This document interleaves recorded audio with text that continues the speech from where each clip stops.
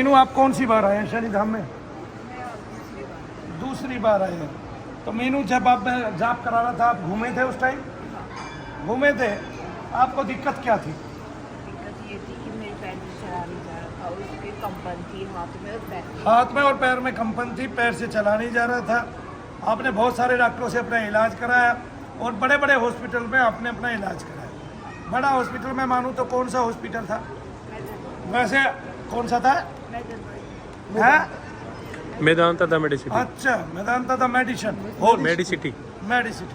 वैसे मैं आपको बता दूं, आज भारत के 82 गवर्नमेंट हॉस्पिटल और 862 प्राइवेट हॉस्पिटल में जो मनु भैया कहते हैं वही मिला। क्या मिला? ये मिला कि ये अंग प्रत्यारोपण करते थे और झूठे करते थे, यानी कि लोगों से पैसे लूटते थे और अंग को निकालते थे बिना घर वालों की मर्जी के, बिना किसी एनओसी के। और एनओसी देने में घपला किया हुआ था सारे का सारा। क्या किया हुआ था? घपला। कितने हॉस्पिटल? गवर्नमेंट के 82 हॉस्पिटल और प्राइवेट 862 हॉस्पिटलों में ये घपला मिला है जो मनु भैया कहते हैं। अंग प्रत्यारोपण और अंगों का जो व्यापार होता है ये डॉक्टर ही करते हैं, यानी कि सामान्य आदमी तो अंग निकाल ही नहीं सकता। तो इसका मतलब भारत बहुत कुछ झेल रहा है। सबसे बड़ी बात तो वो मेडिकल लाइन को झेल रहा है और वो उस महंगी प्रक्रिया को झेल रहा है जो आदमी के जीवन में जितना पैसा कमाया जाता है वो उससे भी महंगी है। मान लीजिए, मैं मीनू बहन का एक जिक्र करता हूँ क्योंकि वो सारी दुनिया को सबक देने वाला है। क्या है कि इनके पति आए हैं, उनकी जो साल की आमदनी है वो 4.5 लाख है और साल का जो खर्च है मीनू का वो 2 लाख है। अब 4.5 लाख में से 2.5 लाख बचते हैं एक साल के, और 20 साल की उम्र में 20 साल की उनकी नौकरी है, तो ये 50 से 60 लाख रुपया उनके पास आता है सारी उम्र में, और 20 लाख रुपए उनको और मिलते हैं, तो 70 लाख रुपया आया। और 50 साल अगर इनको इलाज कराना पड़ा तो 1 करोड़ रुपया गया। अब बताइए, उसके आदमी ने पूरी जिंदगी में क्या कमाया, उसके पास क्या बचा, और क्या वो अपने बच्चे पाल पाएगा? और क्या मीनू की इस बीमारी के अलावा उसके घर में कोई बीमार हो जाता है तो क्या उस पर कर्ज नहीं होगा? और क्या उसकी जमीनें और खेत नहीं बिकेंगे? क्या उसका घर नहीं बिकेगा? इसलिए मैं भारत का पूरा ध्यान खींचना चाहता हूँ, आकर्षण का केंद्र बनना चाहता हूँ। और वो क्यों? क्योंकि मैं मीनू से पूछना चाहता हूँ, क्या आपको शनिधाम में आराम लगे हैं? क्या आराम आपको लगा? पहले ना मैं सोते वक्त भी मेरा हाथ पैर कांपते थे। सोते वक्त भी हाथ पैर कांपते थे। अभी इनका बहुत ज्यादा इलाज नहीं हुआ है, ये आए हैं, लेकिन हमने इनको देखा कि इनको निगेटिविटी है। और निगेटिविटी है, इसका प्रमाण कैसे मिलेगा वो हम खड़े करके बताएंगे कि आपको निगेटिविटी है।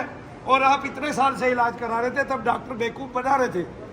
आपको इलाज करना तभी शोभा देता है जब आप कारण जानते हैं कि इस कारण से आपको ये रोग उत्पन्न हुआ है। अच्छा, फिर क्या हुआ उसमें? हाथ पैर कांपते थे, कोई लाइट सी चीज उठाती थी ना तब भी हाथ से कांपता था। कोई हल्की सी चीज उठाते थे तब भी हाथ पैर कांपते थे। फिर क्या हुआ? बाद में तो बहुत ज्यादा दिक्कत हो गई। बाद में बहुत ज्यादा दिक्कत हो गई। और सोते वक्त भी कांपते थे। तो यहाँ कब आए थे आप? परसों आए थे? कल आए थे? कल आए थे। कल मैंने आपको देखा था, कल भी मैंने आपकी वीडियो बनाई थी। आप ये बताइए, क्या रात को आपके हाथ पैर कांपे? नहीं, क्यों? जबकि डॉक्टर तो ये कहता था, क्या कहता था डॉक्टर? डॉक्टर ये बोलते थे कि ये सिर्फ कंट्रोल होगा, ये ठीक नहीं होगा। ये कभी हाथ पैर कांपना बंद नहीं होगा। एक बात, ये जो कप कपा के बोलती है ये डॉक्टरों की देन है। क्या देन है? मैंने गलत तो नहीं कहा? नहीं, मतलब आदमी सीधा सरल जाएगा, कई रोग भी लेके आ सकता है हॉस्पिटल से। पहली बात तो वो दर्द की दवाई खाएगा, उसको बीपी बढ़ सकता है, उसको शुगर आदि भी हो सकते हैं, उसको कुछ और भी रोग हो सकता है। दवाइयाँ सारी की सारी रिएक्ट करती है ना? इम्पैक्ट भी करती है और रिएक्ट भी करती है। इम्पैक्ट और रिएक्शन में, है ना? इम्पैक्शन में और रिएक्शन में दोनों काम होते हैं। आदमी स्वस्थ भी होता है, आदमी बीमार भी होता है। तो आप स्वस्थ कम हुए कि बीमार ज्यादा हुए? बीमार ज्यादा हुए। आप जब तक इलाज कराते रहे आपकी बीमारी बढ़ी कि घटी? बढ़ी डॉक्टरों से। और यहाँ जब से इलाज करा रहे, अब डॉक्टर से कितने दिन इलाज कराया? मैंने 4 महीने हो गए। नहीं, डॉक्टर के यहाँ? डॉक्टर यहाँ 4 महीने से ज्यादा हो गया। 4 महीने से ज्यादा हो गया। और इस बीच में पैसा कितना लगा? पैसा कम से कम 4.5-5 लाख रुपए। 4.5-5 लाख रुपए लगा। अच्छा, इन पैसों में लगने के बाद बीमारी बढ़ी की घटी? बड़ी है। बढ़ी। कल यहाँ आपने आके यज्ञ किया, जी जी बीमारी घटी की बढ़ी? घटी है।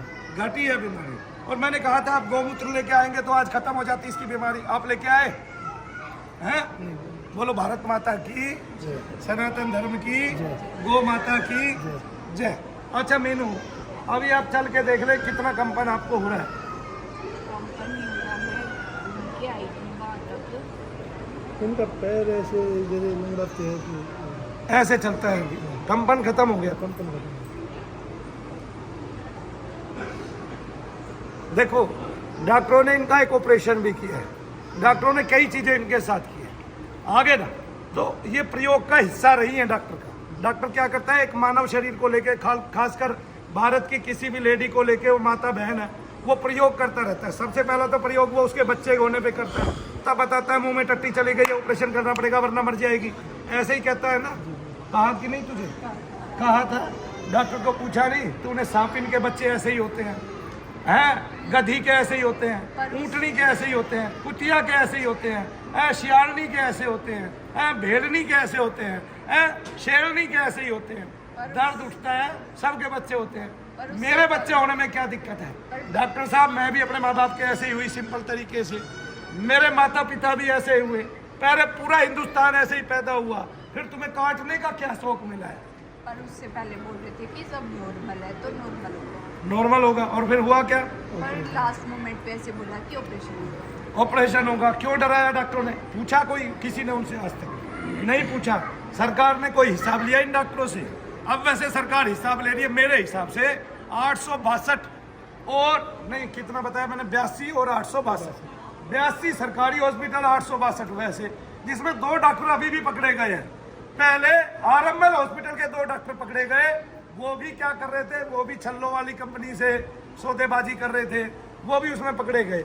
वैसे भारत का अगर सीबीआई जाग गया, स्वास्थ्य विभाग के प्रति सचेत हो जाएंगे ये सारे के सारे।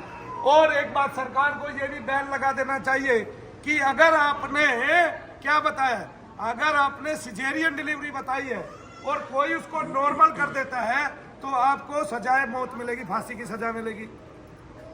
क्यों? आप किसी माँ का पेट भी तो काट रहे हैं, या फिर आपका पेट काट के छोड़ दिया जाएगा? नहीं, तो फिर आप देखेंगे कि भारत में तो कोई सिजेरियन डिलीवरी होगी नहीं, कोई नहीं होगी सिजेरियन, सब बच्चे ऐसे ही होने लग जाएंगे, है ना।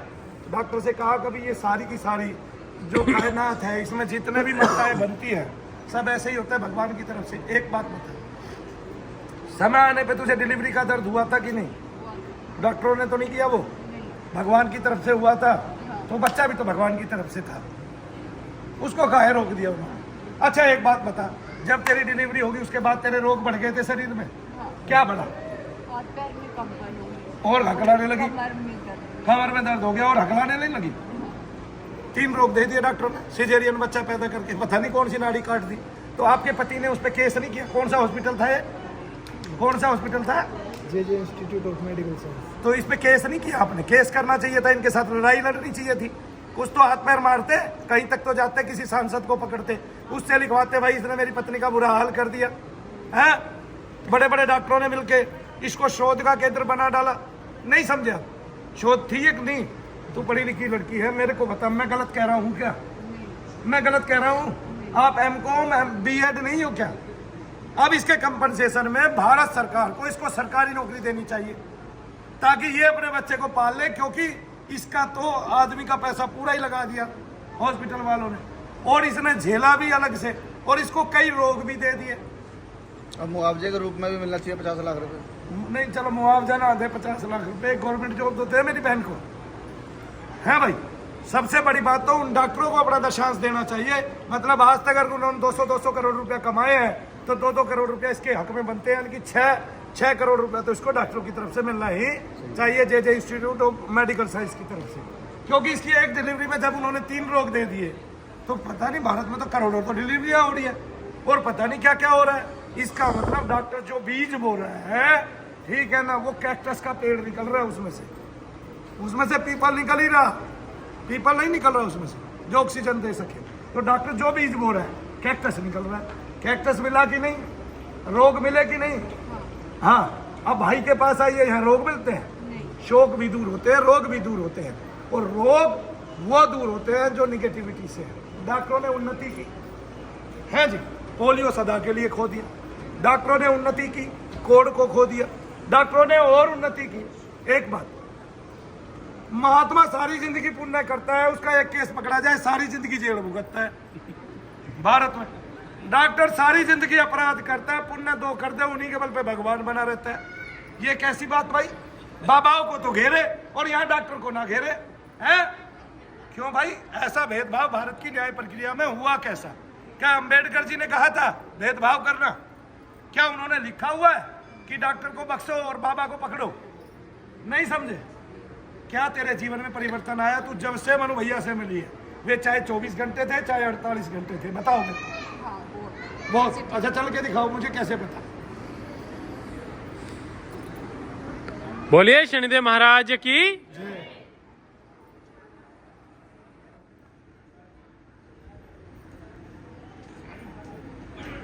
मैंने माना वो 50% ठीक हो गई तो भी क्या कम था। मैंने माना वो धीरे धीरे पूरी ठीक हो जाएगी तो भी क्या कम है। आप वेट करोगे कि नहीं करोगे? हॉस्पिटल में कितने दिन से दिखा रहे थे? मैं 5 महीना हो गया, 5 साढ़े 5 महीना बच्चे 5.5 महीने हो गए, तो 1 महीना यहाँ आना पड़ा तो क्या रहेगा? आएंगे तो यहाँ आपके क्या उतने पैसे लग चुके होंगे तब तक? नहीं लगेंगे। तो यहाँ का थोड़ा सा ही खर्च है। क्या खर्च है यहाँ का? कोई खर्च नहीं। कोई खर्च नहीं है, बस हवन कराओ ठीक हो जाओ।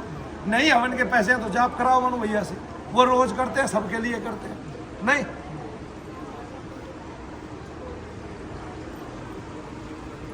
बहरहाल हमारा भारत के डॉक्टरों को यह कुट दिखा दिया जाए ताकि वो शर्म के मारे जो हैं, है ना, पपीता खा के बेहोश हो जाए।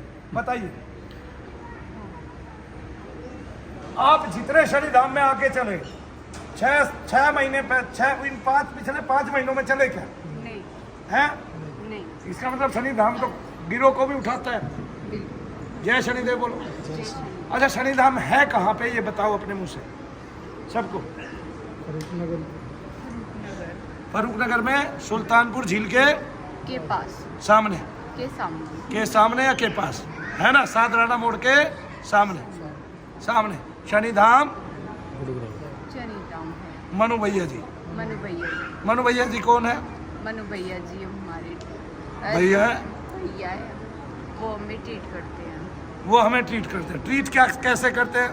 ट्रीट करते हैं, वो जो भी हमारी बीमारी होती है उसको तभी काट देते हैं। किससे?